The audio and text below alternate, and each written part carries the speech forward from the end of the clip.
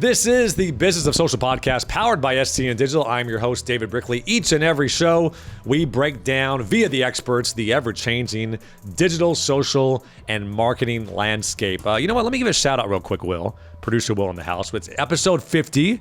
This is big news. Episode 50 of the Business of Social. Who knew that we would get this far? And so much more to go. But I want to give a shout out to, I probably should have this ready. It's coming. Carson Mason. She is a listener of the show. She is the Bucks digital content coordinator. I'm not sure if you saw this on Twitter, Will, but she shouted out the Business Social podcast. Some of her podcast favorites. We were there on the list was Social on the Sideline by our friend Shabazz. Also Office Hours by Front Office Sports. And CMO Moves. But we made the top 4 on her podcast kick. Wow, Shouts to Carson. I didn't see that. A much appreciated shout out. You got to, follow me on Twitter, bro. I do. It took me a while, but I do. Yeah. That's good company to be in. Good company. All right, man. Episode 50. We have a great show for you. Blake Lawrence. He is the co-founder and CEO of opendorse. A lot of you have heard of opendorse. If you haven't, listen, there's definitely not an issue, but a problem in the industry. How do you get content to your athletes, to your actors and actresses, to your talent in the most efficient way possible? You're sending emails, you're texting, you're sending Google links and all that, and it's really difficult to get your high quality content in the hands of the talent. And opendorse is one of those platforms. They kind of fit in the same bucket as a Greenfly or Socially, but I've heard a lot of great things about opendorse. I've talked to Blake at length over the years, and he's just a good dude, a great story, and I'm excited about this program. But first and foremost, episode 50, Will, I want you to break it down. I mean, I'm thinking David Robinson might be the early favorite, just the top of the head, but what other 50s do we have to kind of go down the list here? Yeah, Vegas has the Admiral as the overall favorite. I'll be honest, I outsourced this list to studio coordinator Furker. And he what is that? You throwing him under the bus? What does that mean? Well, I'll let you listen to the list and figure it out. He has Mike Singletary on here, Super Bowl champ, 10-time Pro Bowler. Former Pittsburgh Steeler, right? No? Yes, and also coached the 49ers for, I think, just one season.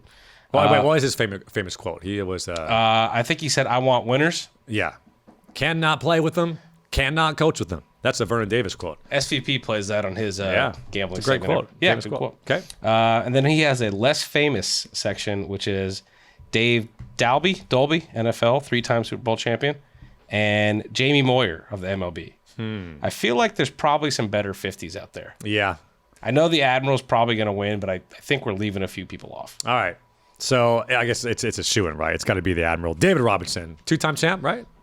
2-time champ, NBA MVP, 10-time All-Star, 4-time first team. The guy was yoked too, like 4% body fat. Just 4-time all-time first defense. I mean, the accolades go on. And I just saw an interview with Shaq.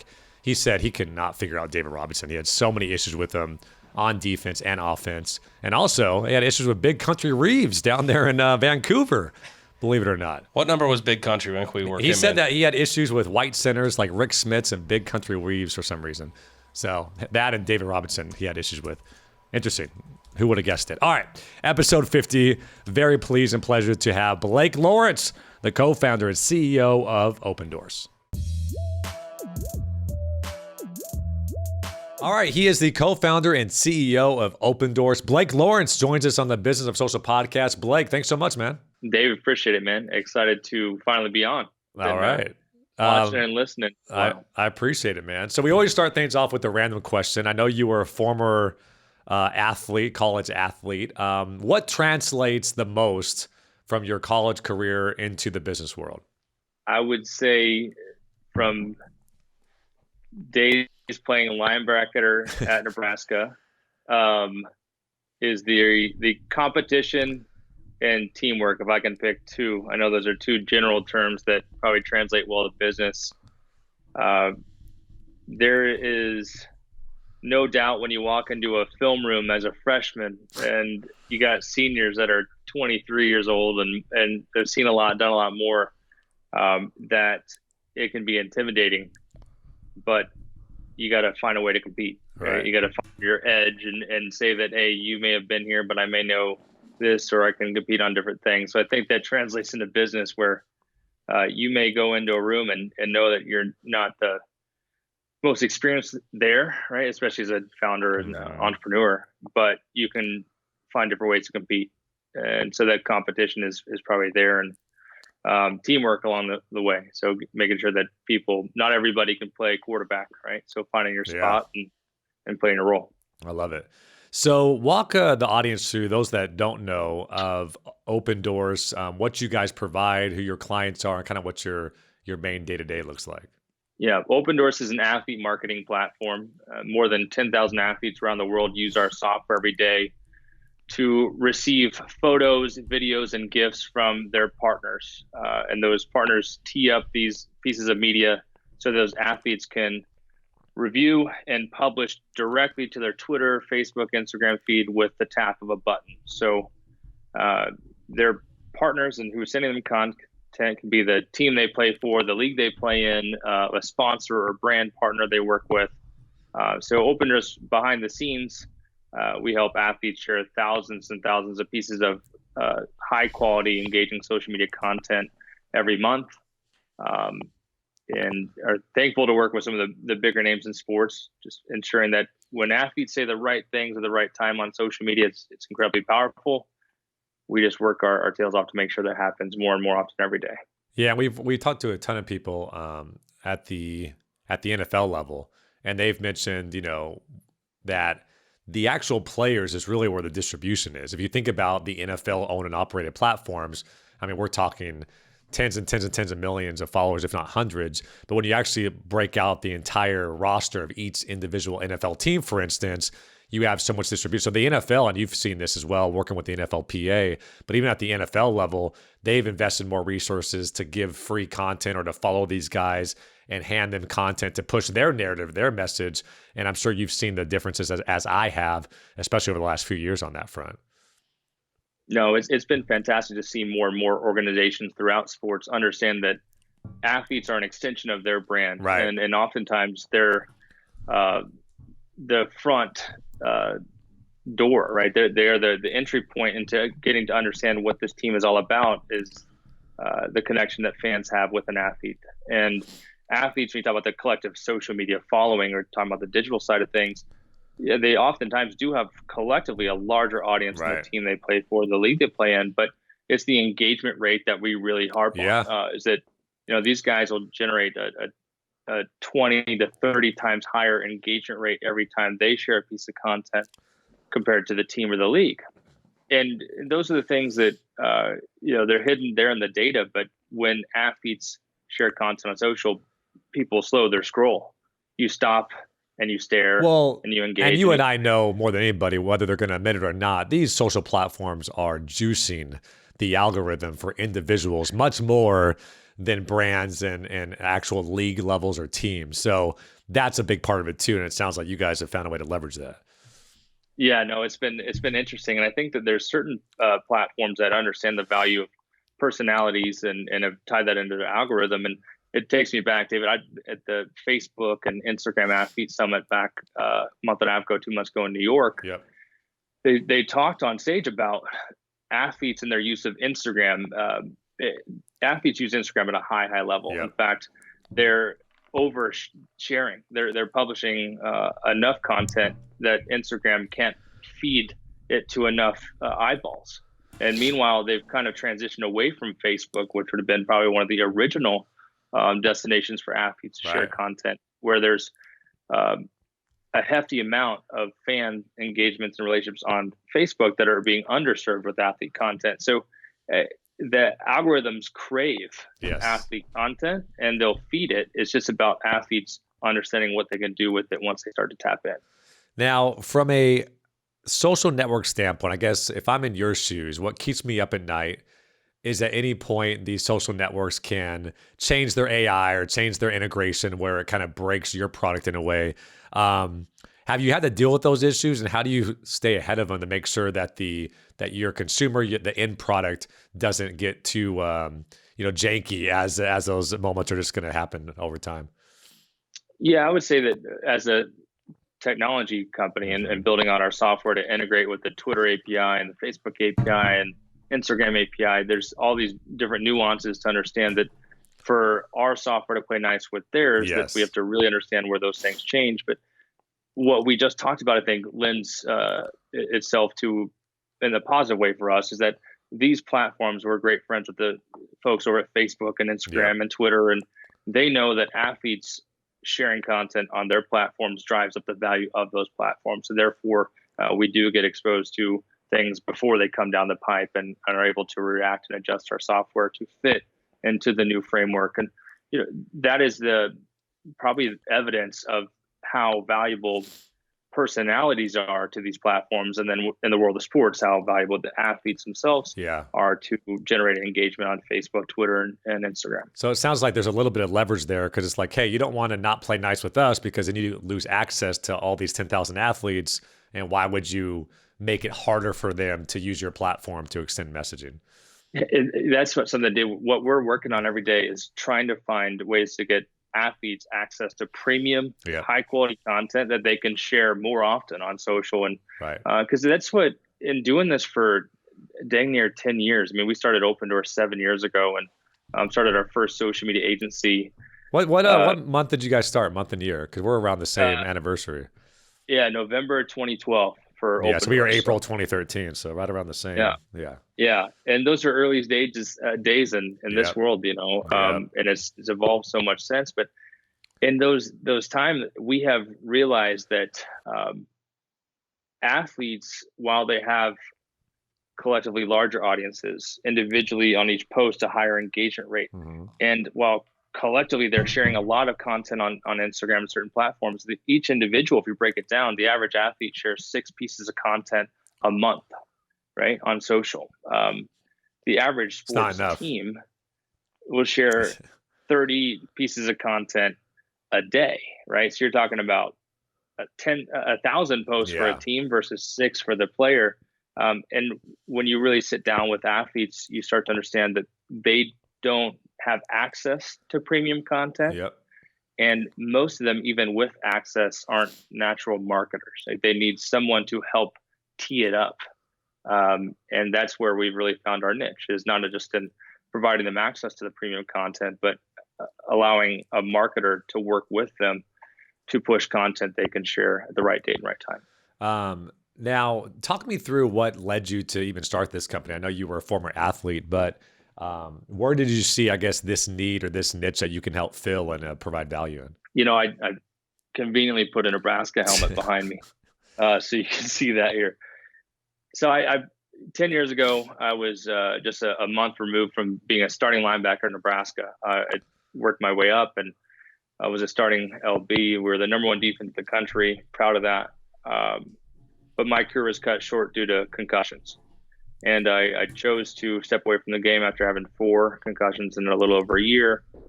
And Nebraska fan base was so passionate, so diehard. I wanted to find a way to stay connected. I couldn't play in front of this fan base, but I wanted to stay connected. So I started to use social media. I was one of the first guys on the team to use Twitter.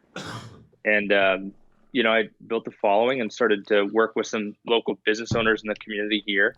And Audie Kanalik, one of my best friends on the team, we started a social media agency in 2010 to help business owners and brands with social. And then I got a phone call from one of my best friends, Prince Amukamara, who had gotten drafted in the first round of the 2011 draft.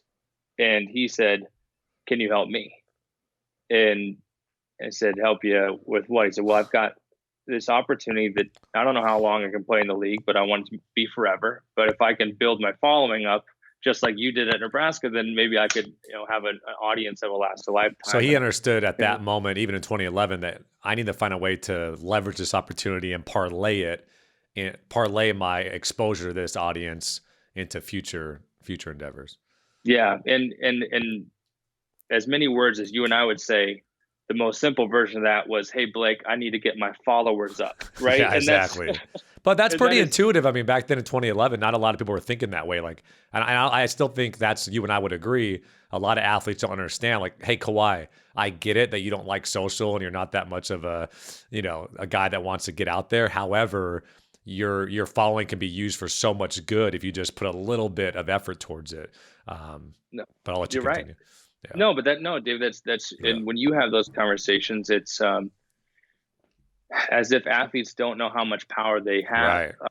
and how important it is when the spotlights are on them. Because once the spotlight shift to the younger talent Yep. and they become a veteran, and It's then their over. career is over, they're not going to have that opportunity to use that time on the field to turn into something that's going to follow them forever. So it was very early on. And so what we learned with Prince was two things. One, he had superpowers. I mean, whatever he said on social, his fans would engage at way higher rate than the local business owner. I mean, who you turn on social not to follow an advertisement for your local car dealership or your local hospital, but to engage with your favorite Exactly. superstars, right?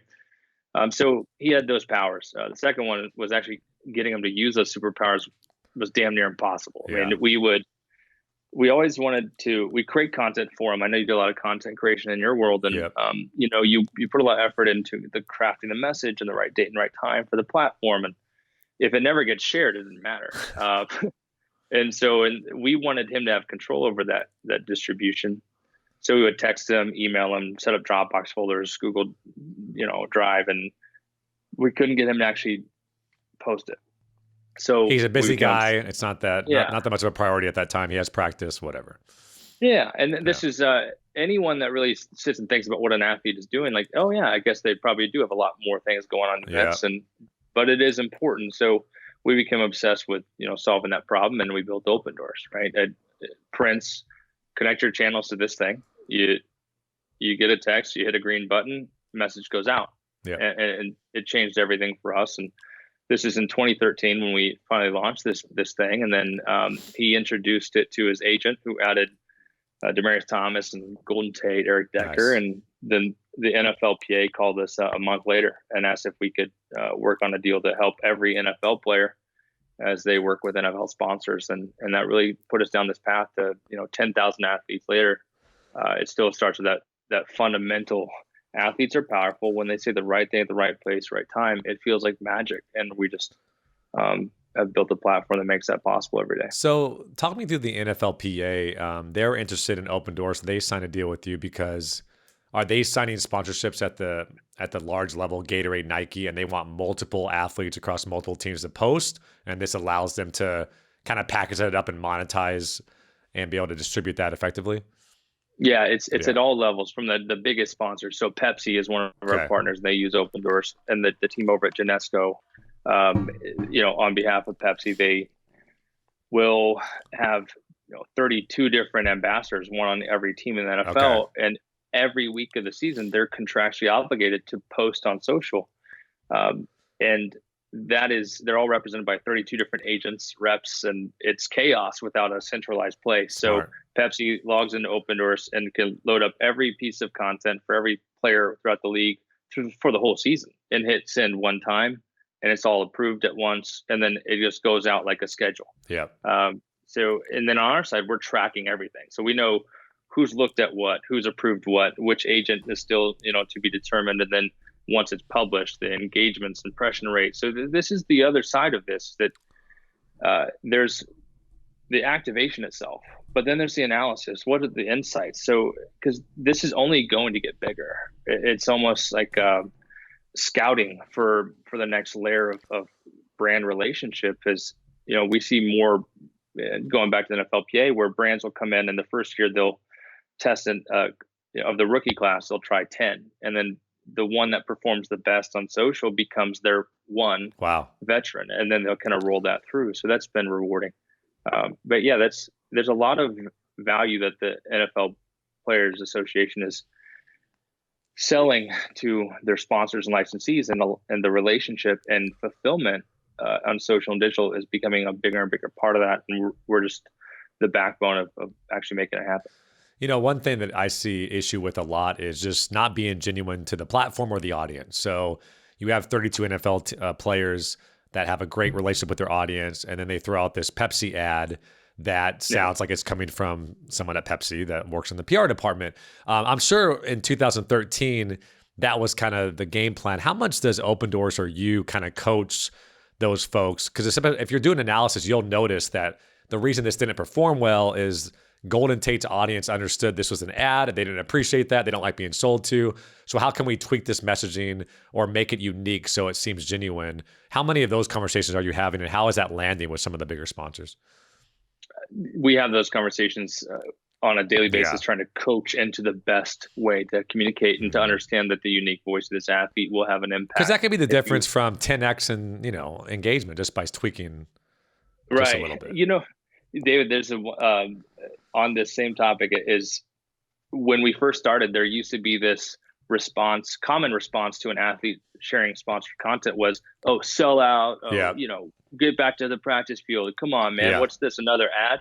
Now there's this transition where everyone that is actively using social knows someone that is getting paid to actively Yeah. use social. They know an influencer. They didn't 10 years ago. They didn't 8 years ago, right? Yeah. Now they do.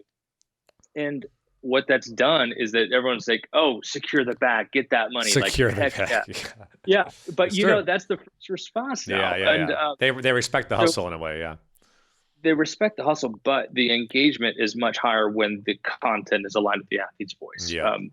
And there are time and time again, certain agencies, marketing agencies that can become, they're stuck. And I do not envy them, but where their partner, the corporate sponsor of a sports league, has given them strict guidelines on what they can and cannot say. And they're like, Blake, we understand that if Rob Gronkowski said it this way, it would probably work better. Yeah. But we legally cannot change the copy on this. And therefore, we're not expecting the type of engagement rate that you just showed us we could get. And that's unfortunate because there is a part of this where you can treat it like an ad buy, you can treat it like a media buy, and just push it out there, get your impressions, and go on your merry way. Or you can treat it like the beginning of a long-term relationship with an audience. And that's where we see the ones that win are those that understand. And I think I use this example a lot, or analogy, and it's like you would never put a radio commercial on television, meaning you wouldn't put just a black screen and run your radio commercial because you wouldn't be respecting that medium. You wouldn't be leveraging the visual aspect of what linear TV is.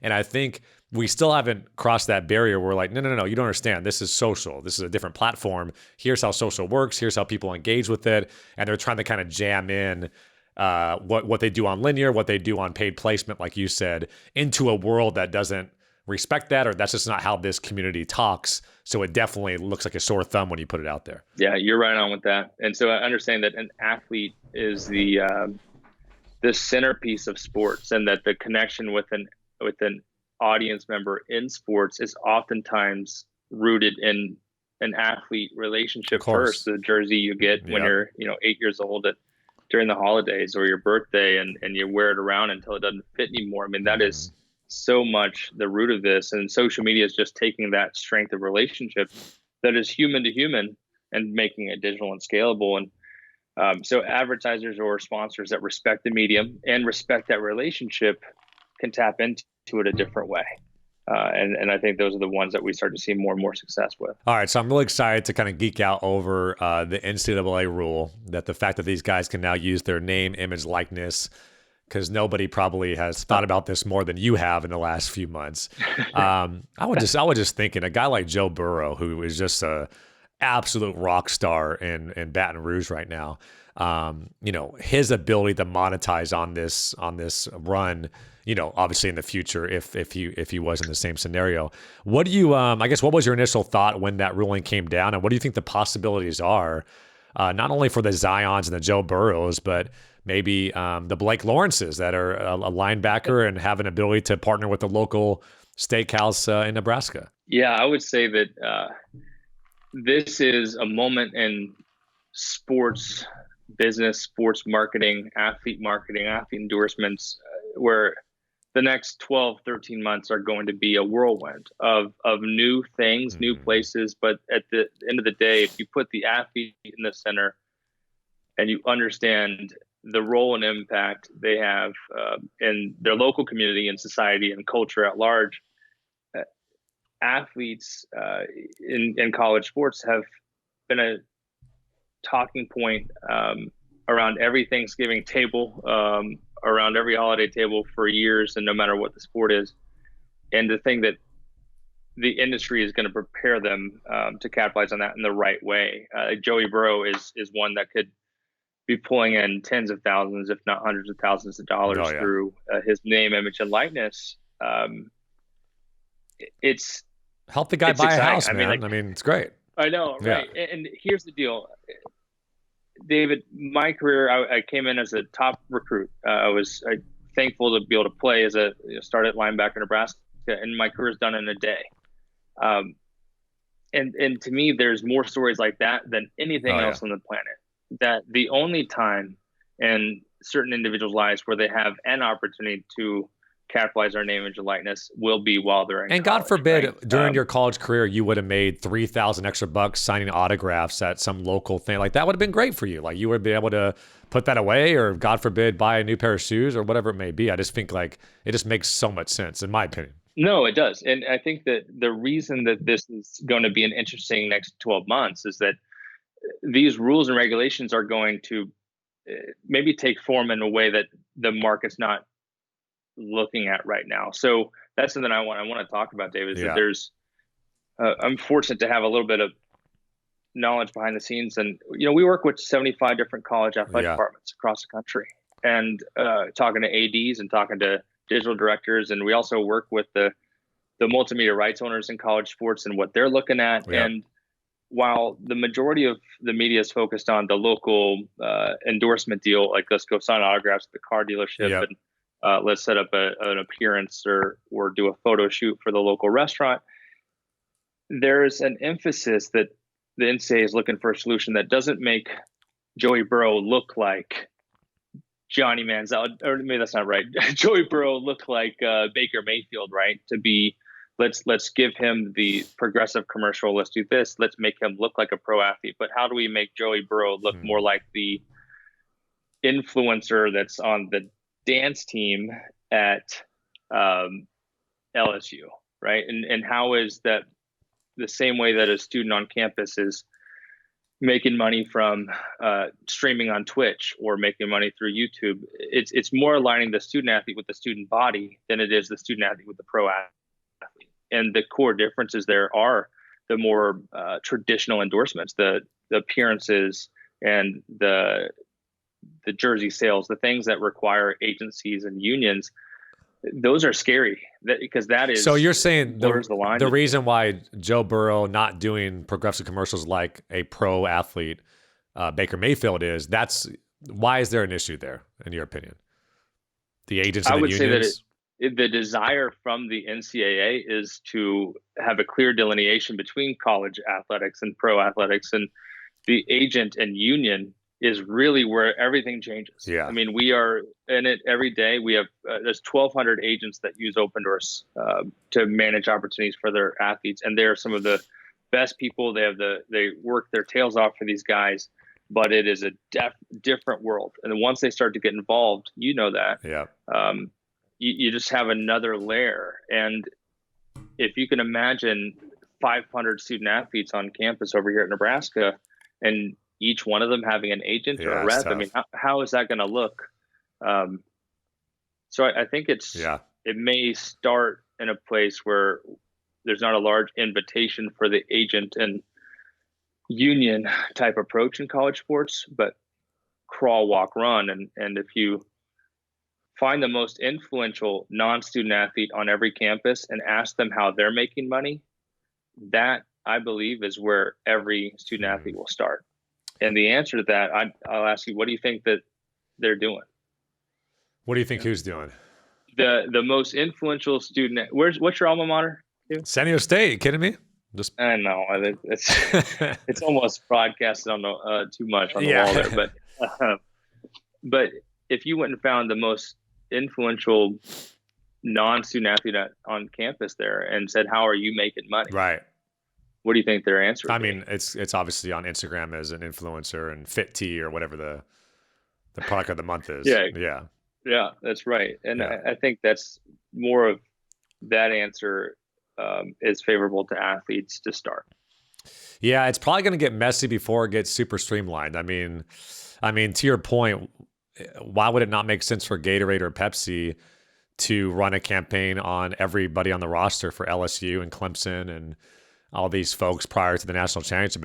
It seems like it makes too much sense for them to leverage that, because it's probably, I would assume, especially in the early stages, it may be the best CPM in the game to work with these guys early, because they'll just be figuring it out.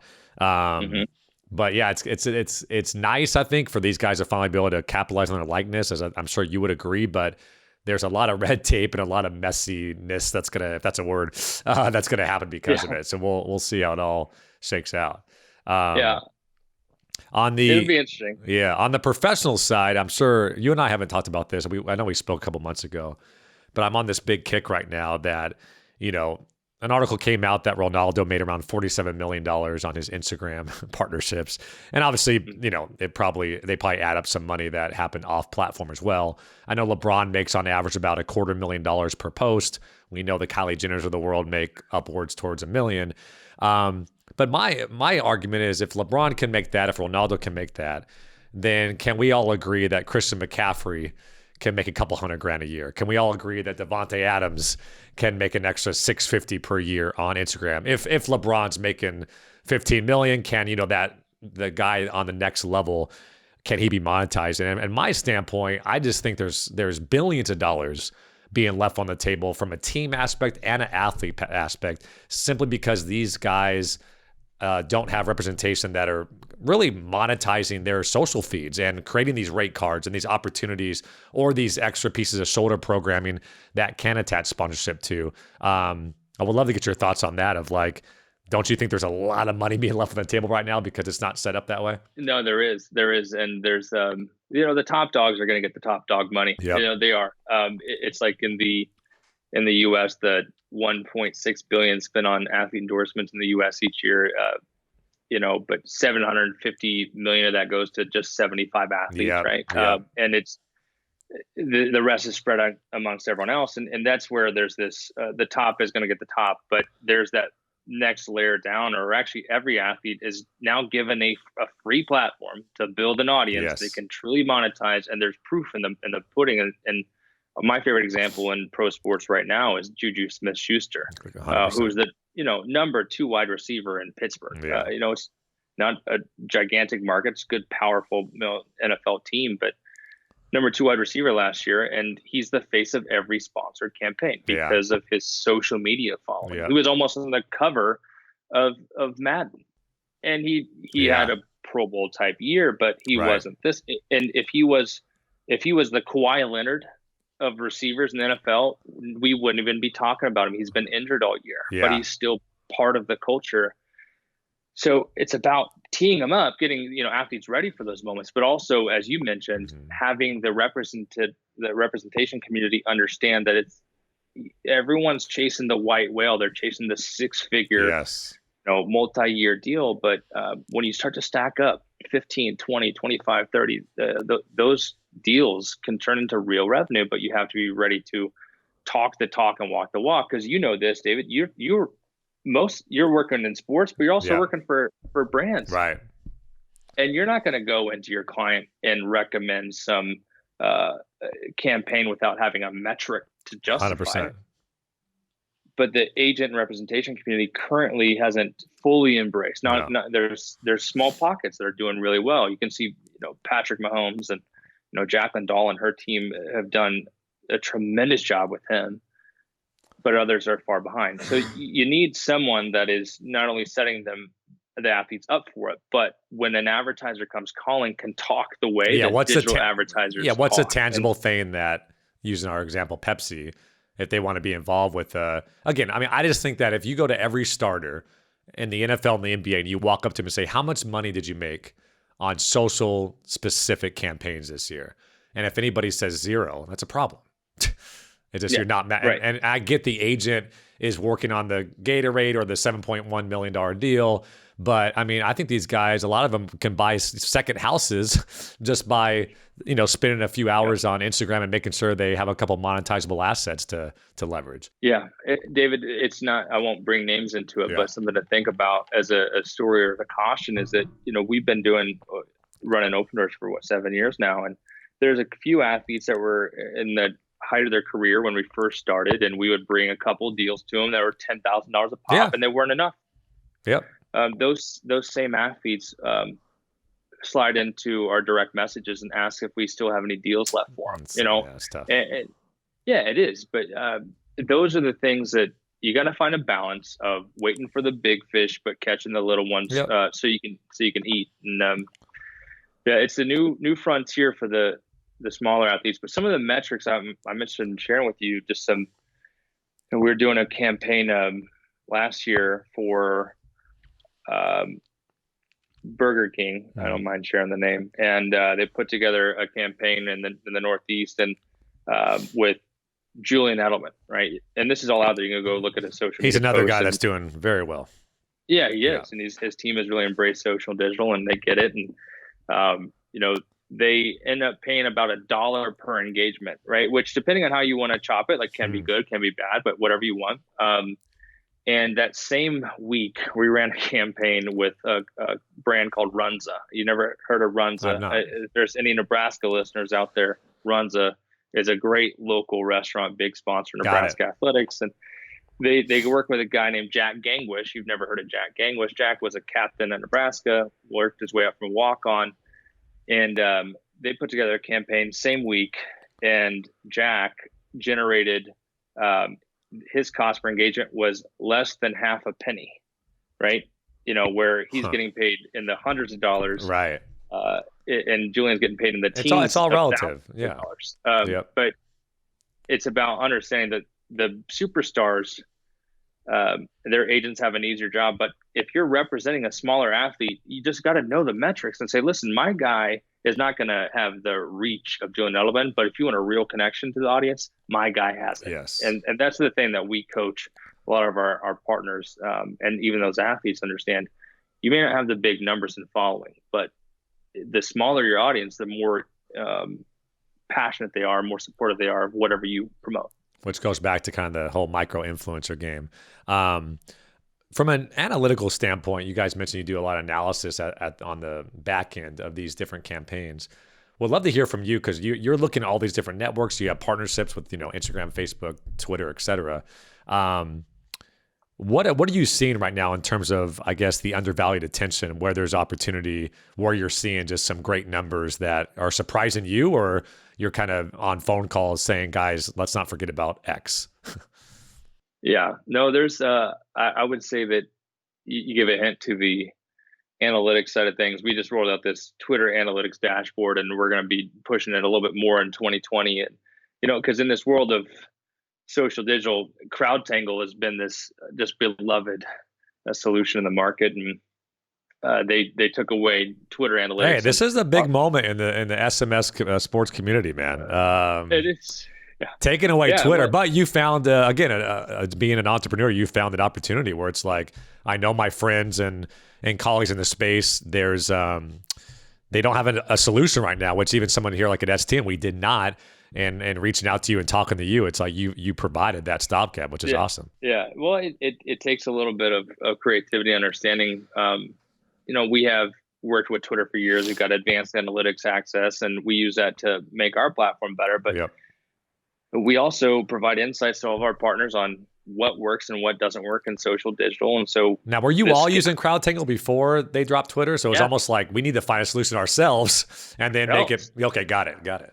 And I think that, man, that has been kind of the path, is that think about why we build opendorse to help a friend, and like now it's just building these every time we keep adding things. It's just because our buddies are people that like are building their lives, their career in this industry.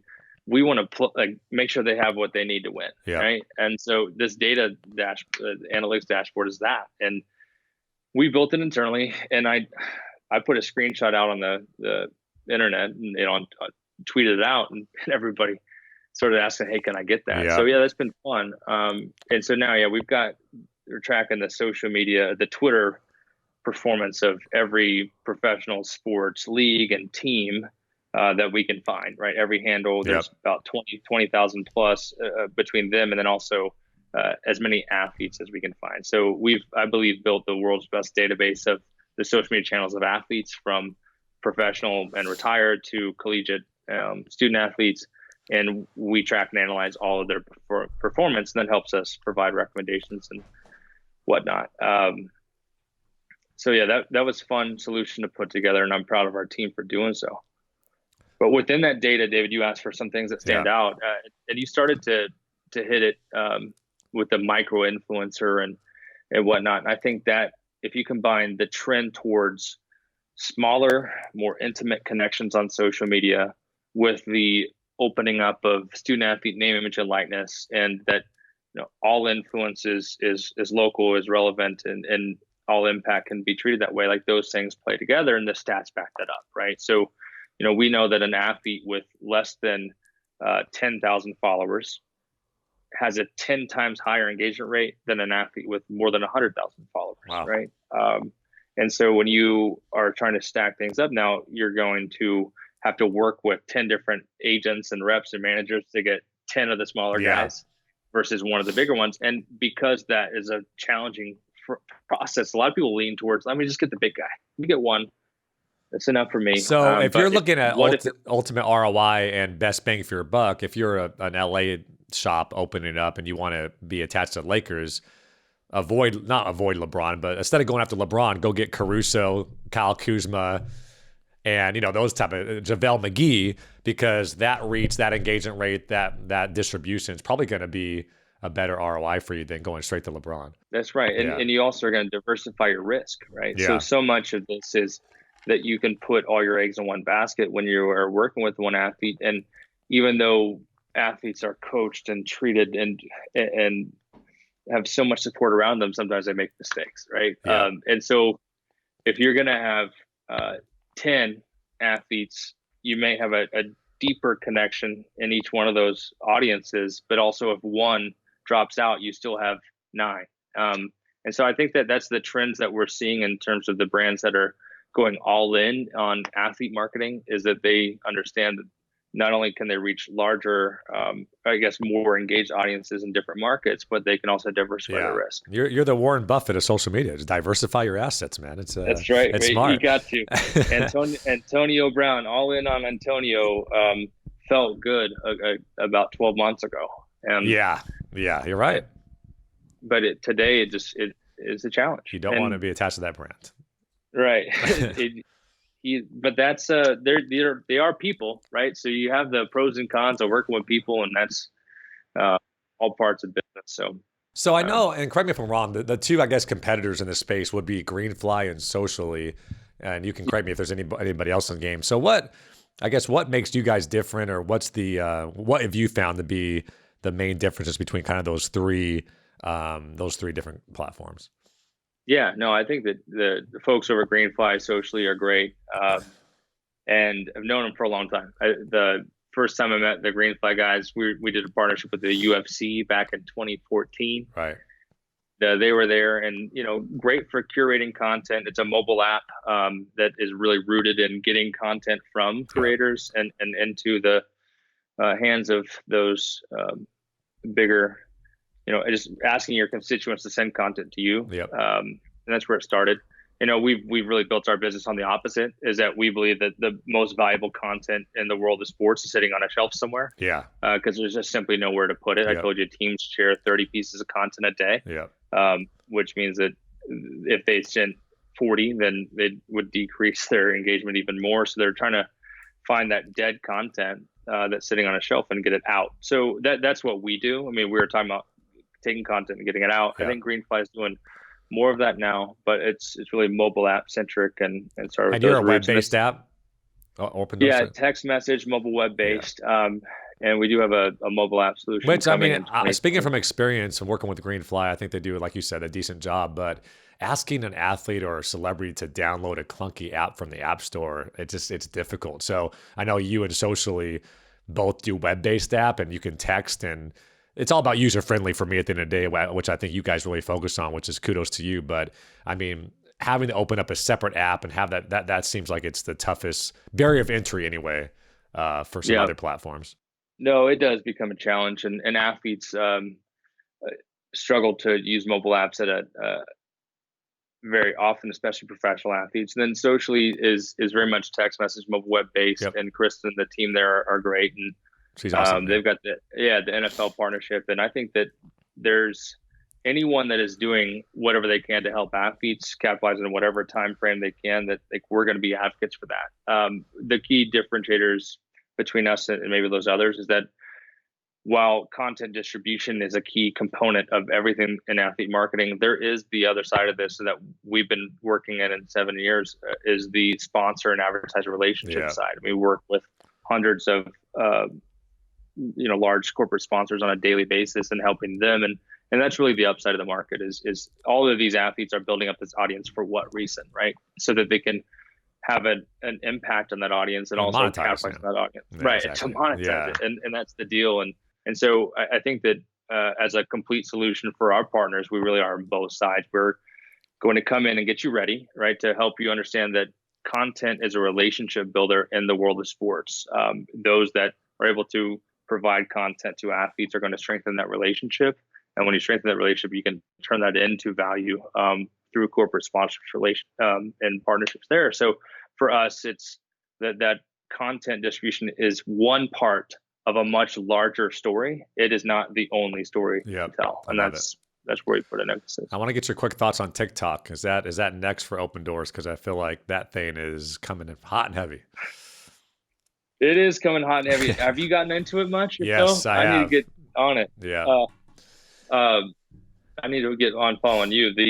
For us, if the athletes are there and the audience is there and connecting, then we find a way to be a part of it. Mm-hmm.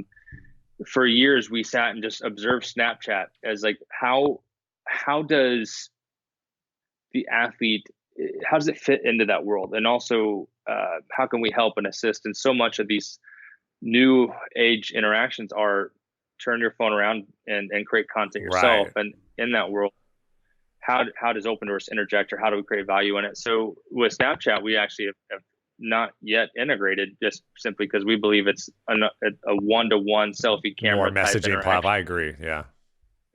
Versus a highlight video interaction. But TikTok seems to be a combination of and highlights seem to be working really well right now for not as a highlight based platform, but I mean, House of Highlights. I mean, highlights, in my opinion, work everywhere. And they just seem to engage everywhere. So I see definitely an opening for you guys on that platform, but I'm watching that closely as well. To kind of wrap things up, I mean, I guess we've been focusing a lot on athletes, the NCAA ruling, monetizing social for these guys. Like, how do you see it all working out? We're going into 2020, the next 3 to 5 years. What do you think the main difference is going to be? Because I've seen a huge shift the last 12 to 24 months of people actually looking at the ecosystem and saying, wait a second, we have these athletes, let's leverage them. But in terms of monetization and athletes taking social seriously the same way LeBron and these different guys are, where do you see it headed the next 3 to 5 years? No, I would say that at the current rate, there's going to be more and more understanding of athletes, the value of their audience, and having them say the right things, right place, right time. But really, the saying that we say is that athletes' handles will become channels. Yep. And if you can, just like a television channel. Correct. Yep. If you scroll through and just look at the media posted on someone's Instagram or Twitter page, like, you're going to see a balance between programming, as if an athlete were an entire episode of SportsCenter themselves, where it starts off with some commentary about the day that was, and how that impacted their life. Then they cut to the top highlight of the day. Yep. It's like their clip, and then there's commentary. Brought to you by AutoZone. Exactly. Yeah. Then let's go to commercial break, and it's gonna have the brought to you by AutoZone. Then it's gonna cut to an ad where it just literally is an ad, and then they're gonna come back and have what they wore to the game that day, brought to you by J. Crew or whatnot. And so then you kind of just, but what's interesting about this is that what I urge the community to do is to support and understand that in that moment, the athlete fan relationship, the more that fans engage and consume with that, the more they'll get from it, because athletes do provide access into their life, fly on the wall type content to their favorite, to the fans across the world for free. I mean, they're providing it for free. And if you want more of it, support the content that does have an ad on it, because the more athletes start to understand that this is a way for them to engage, like, if they can have sponsors and brands invest in helping them create better content more often, then fans will only get more of it. So I don't say that there's going to be this moment of too much, right? Is it, again, if you scroll through a pro sports team's social media channels, 1 out of 3 posts, if not 1 out of 2, is brought to you by someone. Yep. And that's 15 to 20 pieces of sponsored content a day for some of them. Athletes at peak may be, sharing, 10 sponsored pieces of content a month, right? At peak, yeah. In the next, so they're far away from oversaturating the market. Well, Blake, it's been a great conversation. I know you and I will probably geek out over this over the next year or so as all this stuff starts to happen. But amazing stuff. Really appreciate what you're doing. And thanks so much for the time, man. Yeah, David. Appreciate it, man. All right. Thanks, boss. Take it.